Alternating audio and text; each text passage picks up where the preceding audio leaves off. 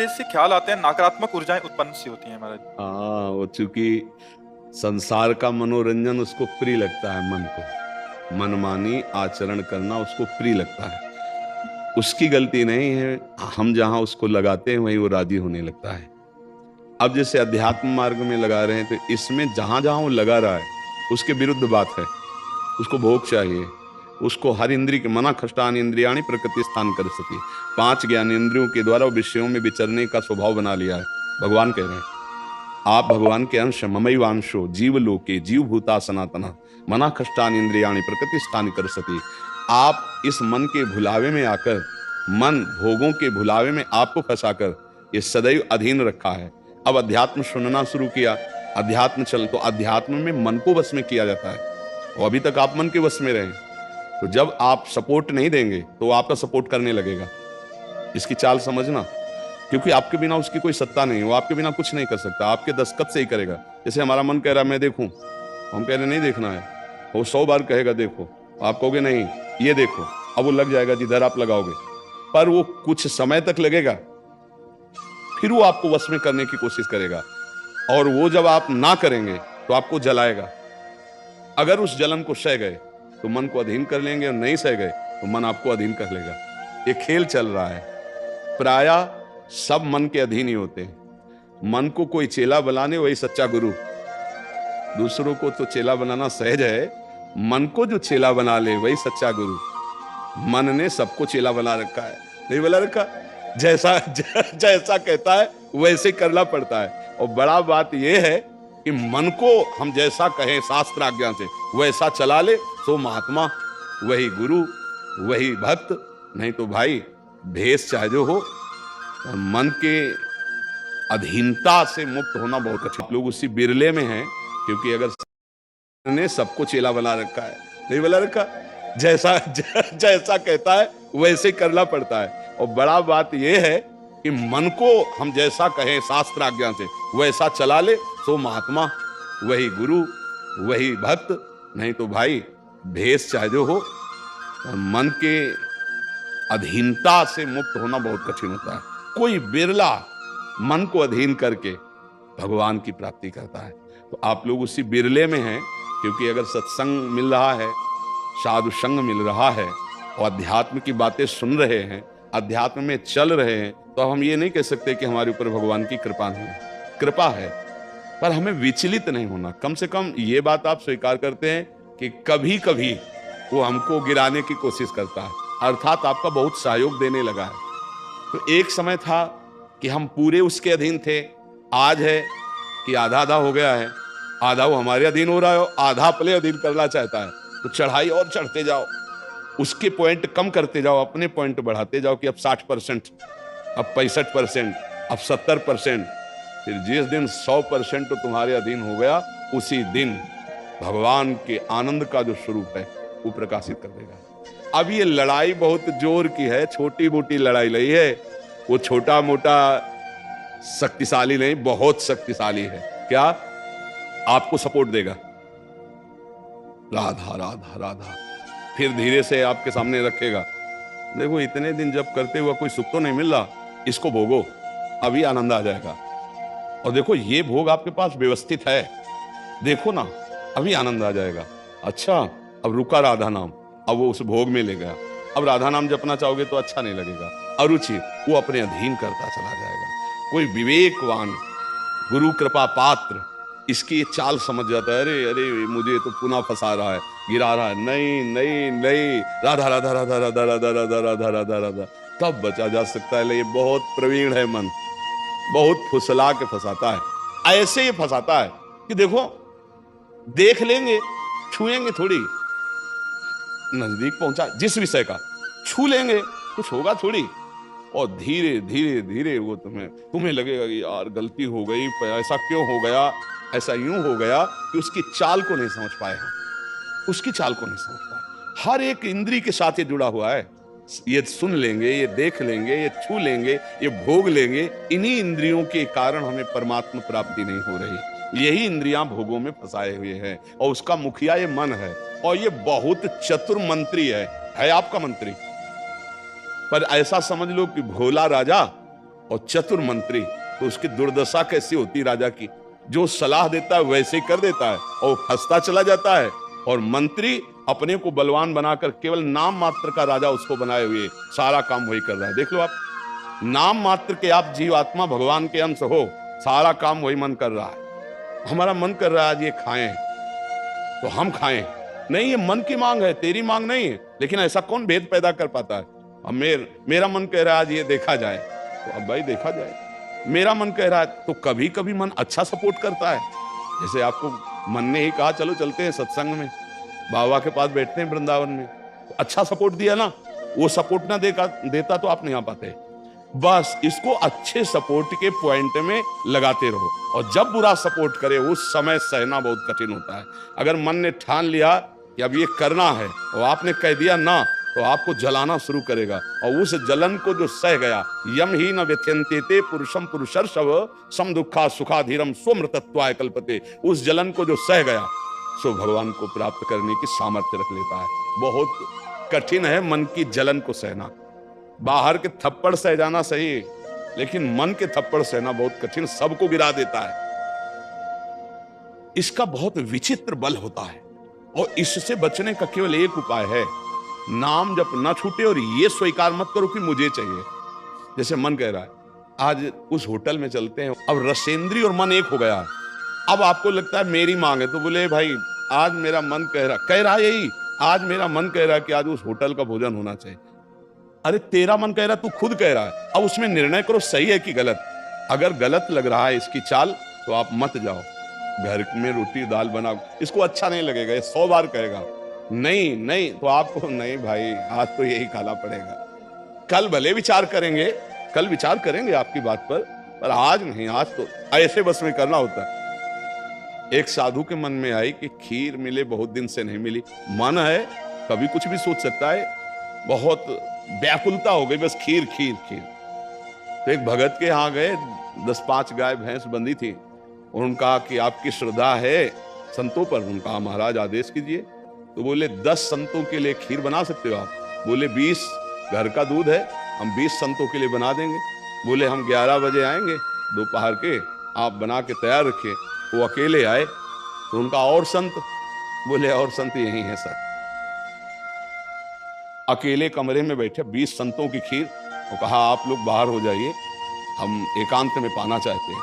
तो पाए, भाई 20 संतों के लिए खीर बनी, मतलब 20 पेट भर जाए।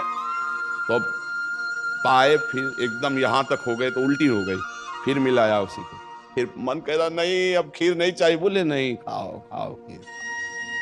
रोमांच हो गया, नहीं खाएंगे एकदम। तो बोले जिंदगी में खीर का नाम मत लेना, जिंदगी। तो या तो ऐसे उतरो, या तो ऐसे उतरो। इसको वश में करना बहुत अच्छा। एकदम विरोध भी नहीं कर सकते आप इसका, चल ही नहीं पाओगे। इसका विरोध भी एकदम नहीं कर सकते, सपोर्ट भी करना पड़ेगा। तो अच्छी बात में इसका सपोर्ट करो। अब कह रहा जैसे हमें आज मीठा खाना है, ठीक है तुम्हारी मांग बुरी नहीं है। गए किसी अच्छी दुकान से लिया, ठाकुर जी को भोग लगाया, भाई तो उसका सपोर्ट हो गया। अब वो बुरी बात कह रहा है, अब नहीं मानना है। उस समय जो जलन उसे सह जाओ, बस यही साधना का है। मन को अगर अधीन कर लिया तो बात बन गई। एक हम बार बार सुनाया करते कि मन मारिया तन बस में कीना, हुआ भरम सब दूर, बाहर से कछ दिखत नाही अंदर चमके नूर। आपो त्याग जगत में बैठे नहीं किसी से काम, उनमें तो कछु अंतर नाही संत कहो चाहे राम। वो गृहस्थी में भी है।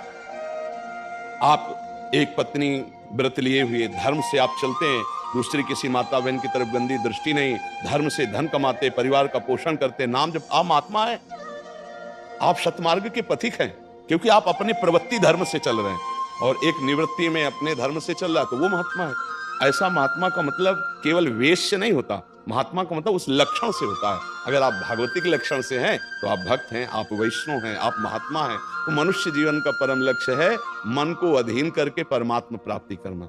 अगर मन अधीन नहीं हुआ तो परमात्मा प्राप्ति में बड़ी बाधा खड़ी हो जाती है। नाम जप करते रहो, धीरे धीरे वो बल आता रहेगा नाम जप से कि आप मन को अधीन कर लोगे। नहीं तो पीछे वाले बैच में यही कह रहे थे कि जितनी जेल भरी है ये सब मन से ही भरी है। नहीं बोले ऐसा क्यों किया? बोले मन ने कह दिया, आप क्या करें, हम तो कहते थे नहीं करना, पर इस मन ने फंसा दिया। तो अब बोले 20 साल की सजा, अब भोगो जेल।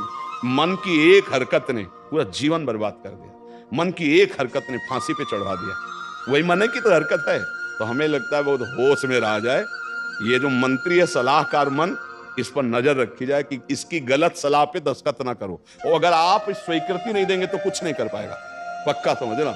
आपकी स्वीकृति से ही होता है जो कुछ होता है। आप जहां कह देते हैं कि चलो अच्छा ठीक है, बस फिर आपकी कोई गम नहीं है, वो आपसे करवा के मालेगा। इतना बलवान मन है, बड़े बड़ों से करवा लेता है।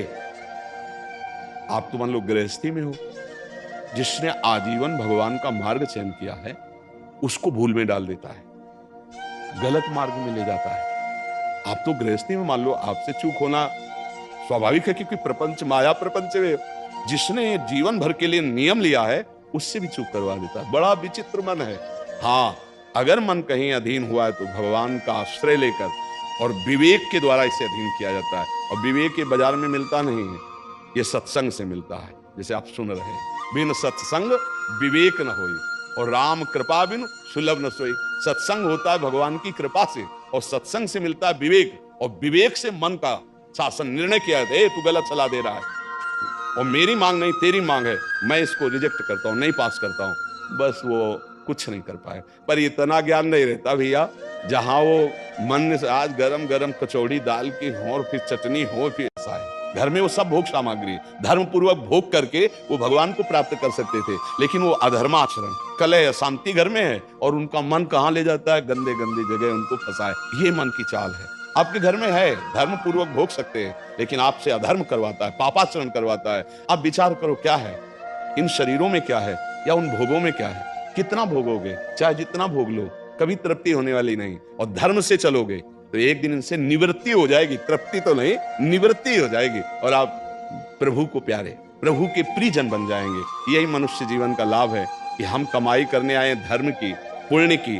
नाम की, भगवान का नाम जप करके मंगल करने की। पर ये दिमाग में नहीं रहता और यही लगता है जितना धन हो जाए, जितनी भोग सामग्री हो जाए, खूब भोगे, मौज से जिए। पर अधर्म आचरण करने वाला कभी मौज से नहीं रह सकता। ये शब्द याद रखो, चिंता, भय, शोक, घबराहट और दुख, ये उसको कभी छोड़ेगा नहीं जो पाप कर्म करता है। अचानक बेमतलब की कल्पना भय की सवार रहेगी और धीरे धीरे वो मन डिप्रेशन में पहुंचने लगता है। क्यों? क्योंकि पापाचरण हो जाता है। और घर के किसी व्यक्ति से ठीक से बात नहीं करेगा। क्यों? अंदर से डिस्टर्ब हो चुका है। ये क्यों हुआ? बोले पापाचरण से हुआ। आज बहुत ज्यादा लोग डिप्रेशन में जा रहे हैं, बहुत ज्यादा लोग। इसका कारण जानते हो क्या है? यही मनमानी आचरण। मनमानी आचरण बचपन से शुरू हो जाता है, गंदा आचरण, गंदा व्यवहार। अब वो दिमाग काम नहीं करता। एक प्रियता हमारे अंदर होती है कि कोई हमें प्यार करे, आप समझना। एक हमारे अंदर प्रेम की मांग होती है कि कोई हमें प्यार करे। नौ किशोर अवस्था में, जब यौवन अवस्था का, अगर उस समय हमें गलत संग मिल गया तो विक्षिप्त हो जाता है चित्त। अच्छा, प्यार कोई समझ पावे तो मुश्किल की बात है। प्रेम का निर्वाह तो सिर्फ भगवान करते हैं, या भगवान प्रदत्त ऐसा कोई दे दे जो प्रेम का निर्वाह करे। नहीं, अपने हृदय से जिसको हम प्रेम करते हैं और वो कहीं दूसरी जगह देख रहा है, अब विक्षिप्त हो जाएगा वो व्यक्ति, नहीं हो जाएगा। और ये प्रायः बहुत तायत में हो रहा है। क्यों? क्योंकि पूर्व संस्कार बन गए। अच्छा, जैसे देखना, बॉयफ्रेंड गर्लफ्रेंड, ब्रेकअप, फिर बॉयफ्रेंड, फिर गर्लफ्रेंड। समझ रहे हैं क्या संस्कार पड़ रहा बच्चों के अंदर? अब वो जब वर्ण करेंगे एक पति का तो उनके अंदर निष्ठा आ पाएगी, वो संयम से चल पाएंगे, वो एक गृहस्थी को संभाल पाएंगे, वो अपने पति या पत्नी पर पूर्ण प्रेम कर पाएंगे? नहीं कर पाएंगे। क्यों? क्योंकि आदत खराब हो चुकी, संस्कार खराब हो चुके। अब ये हमारे समाज में ज्यादा फैल रहा है, नहीं फैल रहा है। अब जहां मन को संयम में लाने की बात आती है, वहां मन को तो हमने पहले ही रद्दी कागज बना दिया, पहले ही हमने उसको गंदा कर दिया। अब कैसे हो सकता है? गृहस्थी बहुत पावन मार्ग है, कोई ऐसा नहीं है। मान लो पवित्र शरीर दोनों के हैं और फिर धर्म से ग्रहण किया गया तो वो फिर एक अच्छी गृहस्थी बनती है। अब पहले, इसलिए भाई बहुत संभालने की जरूरत। आप तो बड़े भाग्यशाली जो अध्यात्म में इस बात को समझ रहे, नहीं तो आज हमारा समाज थोड़ा गलत रास्ते की तरफ जा रहा है, गलत मार्ग है जिसको कोई समझ नहीं रहा। हमारे नवीन नवीन बच्चे, नवीन नवीन बच्चियां, नवीन नवीन भाई इस भूल में फंस गए कि ये सुख है और ये भोगना मतलब जीवन का लाभ है। नहीं नहीं नहीं, इसको धर्म के अंतर्गत रखा गया। देखो हमारे शास्त्र में 4 पुरुषार्थ रखे गए, धर्म, अर्थ, काम, मोक्ष। काम कहां है? तीसरे नंबर पे है। पहले में क्या है? धर्म, और आखिरी में क्या है? मोक्ष। जो धर्म से चलता है, धन धर्म से कमाता है, धर्म से काम भोग करता है, वो मोक्ष को प्राप्त हो जाता है। आज 2 बातें हट गई, पहली और आखिरी, धर्म और मोक्ष हट गया, अब अर्थ और काम रह गया, नहीं रह गया। बस यही पशुता बढ़ती चली जा रही है। अब ये संतों की बातें कड़वी लगेंगी समाज को, लेकिन भैया बहुत गलत रास्ते में अपने लोग जा रहे हैं। इससे लौटना अभी संभव है, अभी लौटना संभव है। अगर कदम आगे बढ़ते चले गए तो आप लौट नहीं पाएंगे। आप देखो हमारे नवीन बच्चों में बहुत डिप्रेशन की ये बात आती चली जाए। क्यों? विक्षेप पे विक्षेप पड़ रहा है, भार पड़ा, वो पूरे जीवन की जीवनी शक्ति को नष्ट कर रहा है, चाहे बच्चा हो चाहे बच्ची हो। मतलब कई ऐसी समस्याएं प्रकट हो रही हैं जो अपनी बात कह नहीं सकते हैं, और अंदर ही अंदर वो अपने को खोखला कर लेते हैं। हमें लगता है कि माता पिता को, परिवार को इन समस्याओं से, बच्चों से जुड़कर उनको हटाना चाहिए, उनको शिक्षा देनी चाहिए, उनको ऐसा मित्रवत बल देना चाहिए जिससे उनकी मानसिकता उभरे। अगर ये छूट बनी रही, इसे कहा जाता है दोस्ती, लेकिन भारी दुश्मनी फैल रही है, भारी हमारे जीवन का नाश करने वाली वृत्तियां फैल रही।